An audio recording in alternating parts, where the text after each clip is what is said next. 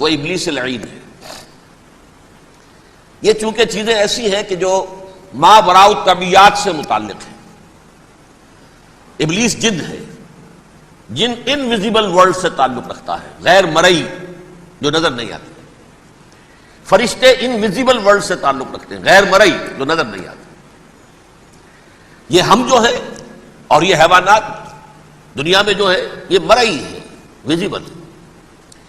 آج کا عام ذہن جو انسان کا بن چکا ہے، سائنٹزم جسے کہا جاتا ہے، سائنسی نقطہ نظر، اس کا عام لوگوں پر بھی اثر یہ ہوا ہے کہ جو انویزیبل ورلڈ ہے اس کی باتوں کی طرف توجہ نہیں کرتے۔ ہاں عقیدہ تو ہے کہ ہے، جن بھی ہے، فرشتے بھی ہیں، لیکن کوئی ان کی اہمیت ہماری نگاہوں میں نہیں۔ ساری نگاہیں مرکوز ہے visible world, physical world. Meta physics کا تو مضمون بھی اب سمجھ رہے ہیں کہ ختم کر دینا چاہیے، یونیورسٹیز سے فلسفے کے ڈپارٹمنٹس ختم ہو رہے ہیں، کیا ضرورت ہے اس کی؟ اصل شے یہ دنیا ہے، یہ عالم ہے، یہ کائنات ہے، یہ مادہ ہے، یہ حیات انسانی، حیات دنیاوی ہے۔ اس پر میرا جو مارکت الارا مضمون تھا 1967 کے جون میں جو چھپا تھا، اسلام کی نشرت ثانیہ کرنے کا اصل کام، کہ جو عہد حاضر کی جو تہذیب ہے اس کے 3 بنیادی اصول کیا ہیں؟ خدا ہے یا نہیں ہے چھوڑو، اس بحث میں نہ پڑھو، کائنات تو ہے نا، مادہ تو ہے نا، روح کوئی شے ہے یا نہیں ہے کیا پتا، کسی نے دیکھی نہیں آج تک، لہذا اس کے بارے میں گفتگو کا فائدہ کیا، وقت کا سیاح۔ عالم آخرہ کوئی ہے یا نہیں ہے کیا پتا، کس نے آ کے بتایا مرنے کے بعد، لہذا اس بحث میں نہ پڑھو، یہ عالم دنیا تو ہے نا، اٹس ویری مچ پریزنٹ، لہذا ساری توجہ اس پر صرف کرو۔ تو خدا کے مقابلے میں کائنات پر توجہ، روح کے مقابلے میں مادے اور جسم پر توجہ، حیات اخروی کے مقابلے میں حیات دنیاوی پر توجہ، یہ ہے اصل میں کرکس آف دی میٹر، اس تہذیب جدید کا خلاصہ یہ۔ دیکھیے اللہ تعالیٰ نے جو مخلوقات پیدا کی ہیں ان میں ایک تقسیم تو ہو سکتی ہے ذی حیات اور بغیر حیات، جاندار چیزیں اور بے جان چیزیں۔ بے جان چیزیں بے شمار، یہ تمام فلکیات، یہ پوری کائنات، یہ زمین، یہ پہاڑ، یہ شجر و حجر، کیا؟ لیکن ایک ہے جاندار، ان جانداروں میں ایک تقسیم ہے، 2 کا تعلق غیر مرئی دنیا سے ہے، انویزیبل ورلڈ سے۔ فرشتے جو دکھائی نہیں دیتے، ان کی پیدائش ہوئی ہے نور سے۔ دوسرے جنات جو انسانوں سے پہلے پیدا کیے گئے، آدم سے پہلے، وَالْجَانَّ خَلَقْنَاهُ مِن قَبْلُ مِن نَارِ السَّمُومِ، جنات کو تو ہم بہت پہلے پیدا کر چکے تھے آگ کی لو سے، وہ بھی نظر نہیں آتے۔ تیسرے انسان اور اس دنیا میں جتنے بھی حیوانات ہیں، ان کا جو مادہ ہے وہ ارض، یہ زمین ہے، یہ مٹی سے بنے، تراب سے بنے، کرسٹ آف دی ارتھ سے بنے۔ اب ان میں ایک تقسیم ہے، ایک وہ ہے ان تمام میں شعور تو ہے، حیوانات میں بھی شعور ہے، خود شعوری جسے کہتے ہیں سیلف کانشسنس، یہ صرف 3 میں ہے، فرشتہ، جن اور انسان۔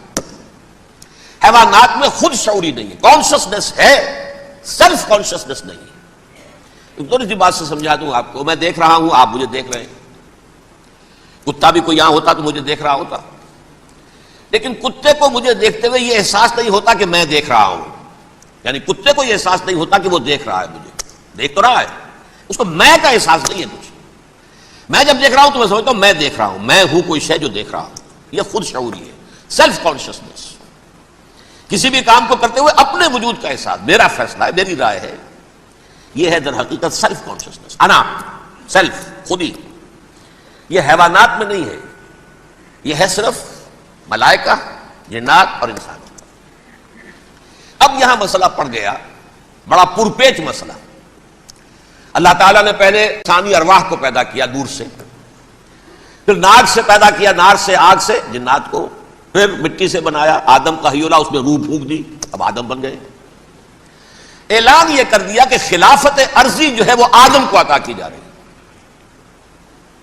یہ پیچ پڑ گیا، اس پر تھوڑا سا اشکال تو فرشتوں کو بھی ہوا، قرآن میں ہے سورہ بقرہ کے 4 رکوع میں، اتجعل فیہا من یفسد فیہا ویسفک الدماء ونحن نسبح بحمدک ونقدس لک. پروردگار اس آدم کو تو خلافت دے رہا ہے، زمین کے اندر اختیار دے دے گا، یہ تو فساد کرے گا، کوریزی کرے گا، ہم تیری تسبیح و تحمید میں لگے ہوئے ہیں، جو بھی حکم ہو ارشاد ہو ہم بجا لاتے ہیں، تو ضرورت کیا ہے؟ اس کا جواب اللہ نے دیا، انی اعلم ما لا تعلمون، میری مشیت، میری حکمت وہ میں ہی جانتا ہوں، ضروری نہیں کہ تم اس کو شیئر کر سکو. لیکن یہ جنات میں سے ایک جن تھا عزازیل. اب دیکھیے کہ جنات کو ایک قرب حاصل ہے ملائکہ کے ساتھ. کیوں؟ وہ نور سے پیدا کیے گئے، یہ نار سے پیدا کیے، کتنا قرب ہے دونوں میں. انسان پیدا کیا گیا مٹی سے، مٹی انرٹ ہے، آگ بھڑکتی ہے، اوپر اٹھتی ہے، شعلہ زن ہوتی ہے، انرجی ہے اس میں. نور اور نار میں بڑا قرب ہے. اور عربی کے ایک قاعدے سے تو یہ ایک ہی لفظ ہے، مادہ ایک ہی ہے، حروف علت جو ہے ایک دوسرے کی جگہ آ جاتی، تو یہ قرب ہے.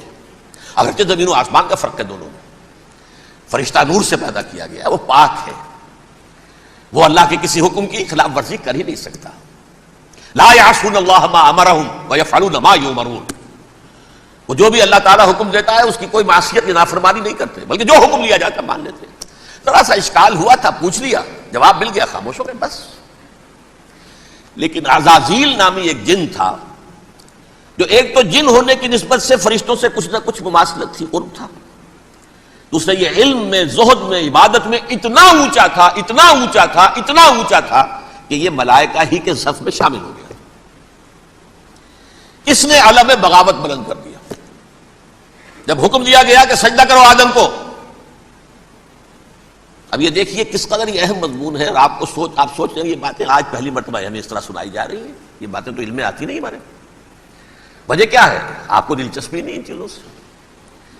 جدید تہذیب نے ان چیزوں کی اہمیت کو زیرو کر دیا. قرآن میں اہمیت کا کیا عالم ہے؟ 7 جگہ یہ مضمون قرآن میں آیا ہے کہ فرشتوں کو ہم نے حکم دیا سجدہ کرو آدم کو، سب نے سجدہ کیا. فسجد الملائکۃ کلھم اجمعون، سارے کے سارے، کل کے کل، سب نے مل کر سجدہ کیا آدم کو. اللہ کے حکم سے فوراً تعمیل کر دی. الا ابلیس ابا واستکبر وکان من الکافرین. ابلیس نے نہیں کیا، انکار کیا، استکبار کیا، گھمنڈ کیا. اور اس کو سورہ کہف میں بیان کر دیا گیا. یہ اس لیے کہ وہ اصل میں جنات میں سے تھا، اگرچہ شامل تو تھا فرشتوں میں اس وقت. کان من الجن ففسق عن امر ربہ، وہ اصل میں جنات میں سے تھا. اس وجہ سے وہ اپنے رب کے اس فیصلے کے خلاف کھڑا ہو گیا، سرکشی تھی اس میں. یہ معاملہ اتنا اہم ہے. اب آپ سمجھیے کہ 7 مرتبہ سورہ بقرہ، سورہ اعراف، سورہ حجر، سورہ بنی اسرائیل، سورہ کہف، سورہ طٰہٰ، سورہ صاد، 6 مکی صورتوں میں ذکر ہے یہ، اور ایک مدنی صورت سورہ بقرہ. ان میں سے اکثر مقامات پر پھر جب اللہ نے کہا کہ اچھا تم نے یہ سرکشی کی ہے اور ہمارے حکم کی خلاف ورزی کی ہے تو یہاں سے نکل جاؤ، دفع ہو جاؤ، تم مردود ہو، مردود ملعون. ان علیک لعنتی الی یوم الدین، اب تجھ پر لعنت رہے گی میری قیامت کے دن. اس نے کہا اچھا پروردگار پھر مجھے ذرا مہلت دے دے، رب فانظرنی الی یوم یبعثون، قیامت تک میری زندگی طویل کر دے. فذهب فإنك من المنظرین، کہہ دیا اچھا جاؤ، تمہاری یہ درخواست بھی ہم نے قبول کی. انہوں نے کہا پروردگار اب میں اس آدم کو بھی گمراہ کر کے چھوڑوں گا اور آدم کی نسل کو تباہ کر کے چھوڑوں گا. انتہائی شدید چیلنج کے انداز میں یہ قرآن مجید میں 4-5 مرتبہ مضمون آیا ہے. میں نے صرف 2 جگہ سے آپ کو اس وقت کوٹ کر کے سنایا تھا. سورہ اعراف میں اللہ تعالیٰ فرماتے ہیں قال، اس پر ابلیس نے کہا فبما اغویتنی، تو اے رب جو تو نے مجھے گمراہ کیا ہے، مجھے ذلیل کر دیا، مجھ پر فوقیت دے دی، اس کو انا خیر منہ، میں اس سے بہتر ہوں. خلقتنی من نار وخلقتہ من طین، بنایا تو نے مجھے آگ سے اور اس کو بنایا مٹی سے. پھر مجھ سے مطالبہ کہ میں سجدہ کروں، اور میں نے سجدہ نہیں کیا تو نے مجھے ملعون قرار دے دیا. قال فبما اغویتنی لاقعدن لهم صراطک المستقیم، اب میں یہ نسل آدم کے لیے، اس کو برباد کرنے کے لیے تیرے سیدھی راہ کے اوپر گھات میں بیٹھوں گا، سیدھے راستے پر چلنے نہیں دوں گا.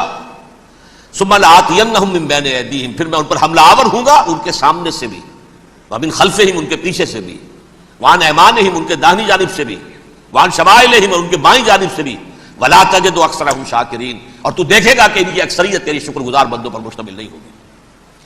یہ چیلنج تھا،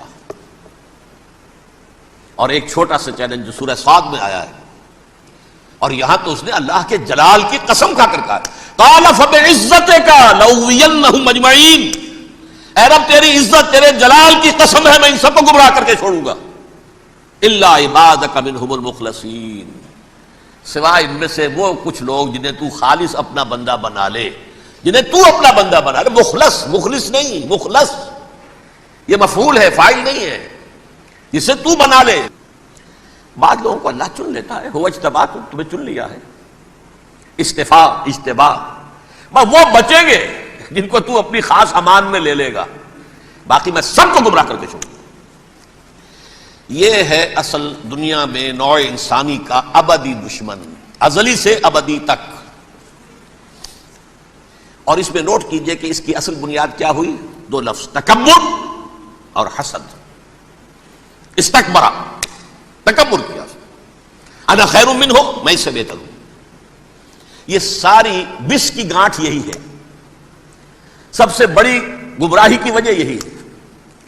اسی لیے کہا ہے حدیث میں لن يدخل الجنہ من کان فی قلبہ مثقال حبۃ من کبر، جنت میں ہرگز وہ شخص کبھی بھی داخل نہیں ہو سکے گا جس کے دل میں رائے کے دانے کے برابر بھی کبر ہے۔